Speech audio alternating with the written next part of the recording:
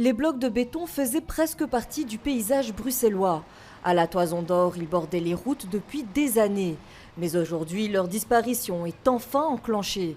Installés au départ comme solution temporaire pour sécuriser et réorganiser l'espace public, ces blocs se sont finalement installés dans la durée, au point d'en compter près de 3000 dans toute la capitale. Plus de 10 ans que ces blocs sont dans l'espace public et donc pour moi ça nuit à l'espace public.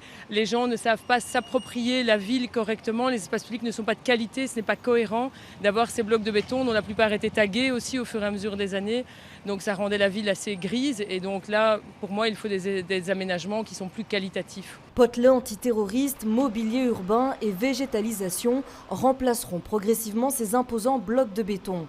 Depuis 2 jours, une dizaine d'entre eux ont déjà été retirés juste ici. Ça fait 3 mois que le gouvernement est en place et clairement il y avait inscrit une volonté ferme de mettre fin à ce que l'on nomme trop souvent Bruxelles, capitale des blocs de béton.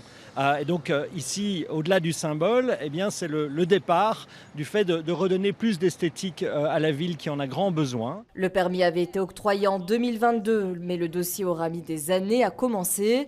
Aujourd'hui, le projet rassemble un rare consensus politique entre le MR et Groen. Il y a 2 éléments. Il y a les procédures à Bruxelles urbanistiques prennent une dingue de temps et c'est une ambition de ce gouvernement de réduire cela, être plus pragmatique dans ce genre de choses. Deuxièmement aussi, on a perdu beaucoup de temps avec l'impasse de ne pas avoir un gouvernement. Le réaménagement de la Toison d'Or s'inscrit dans un programme plus large de 5 vagues de transformation à travers la capitale.